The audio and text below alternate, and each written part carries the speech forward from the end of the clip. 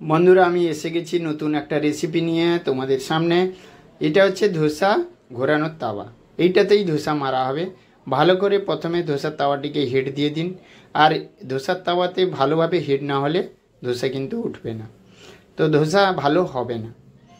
Proper dosa বানাতে গেলে ধোসার তাওয়াটিকে ঠিকঠাক হিট রাখতে হবে। আর প্রথমে হিট কিভাবে আছে ধোসার তাওয়াতে সেটা বোঝার জন্য একটু হালকা জল মেরে আপনি দেখে নিতে পারেন হিটটা কীরকম আছে। আমি জল মেরে দেখে নিয়েছি।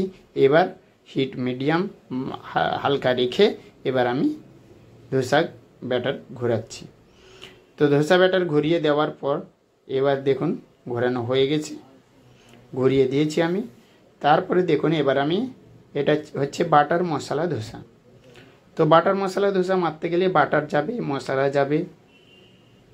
প্রথমে বাটার দিয়ে দিব। বাটার দেওয়ার পর তারপরে বাটারটাকে আমি ভালোভাবে ধোসার চতুর্দিক ছড়িয়ে নেব।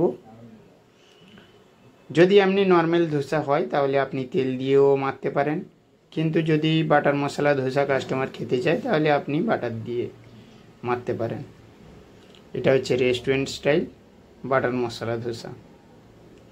তারপরে আপনি মশলা আমার রেডি করা ছিল, মশলাটা আমি দিয়ে দিলাম। এবার মশলাটা দিয়ে দেওয়ার পর আপনি এর উপর একটা গার্নিশের জন্য আমার গান পাউডার রেডি করা ছিল, গান পাউডারটা এবার আমি ওটা ছড়িয়ে দেব। 2 চিমটি হাতে নিয়ে আমি গান পাউডার ছড়িয়ে দিলাম। এরপরে দেব ধনিয়া পাতা। ধনে পাতা আমার রেডি করা ছিল, কেটে আমি রেডি করে রেখেছিলাম ধনে পাতা। এবার আমি এই আলু মশলার উপর ধনে পাতাটা ছড়িয়ে দিলাম। আলু মশলাটাকে খুব ভালোভাবে টেস্টি করে বানাবেন। তারপরে আমি এবার কিছুক্ষণ ধোসাটাকে ছেড়ে দেব।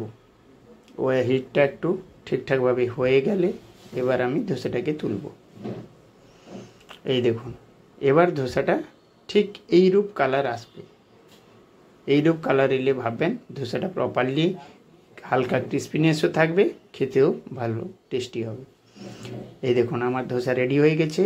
এবার আমি রেড চাটনি, হোয়াইট চাটনি, সাম্বার দিয়ে সার্ভ করলাম। কাস্টমারকে দিয়েছি, কাস্টমার খাচ্ছে। দেখুন এবার আমার রেডি হয়ে গেল রেসিপি। বন্ধুরা যদি ভালো লেগে থাকে ভিডিওটি লাইক করবেন, শেয়ার করবেন। হ্যাঁ, আমার চ্যানেলটি সাবস্ক্রাইব করতে ভুলবেন না কিন্তু।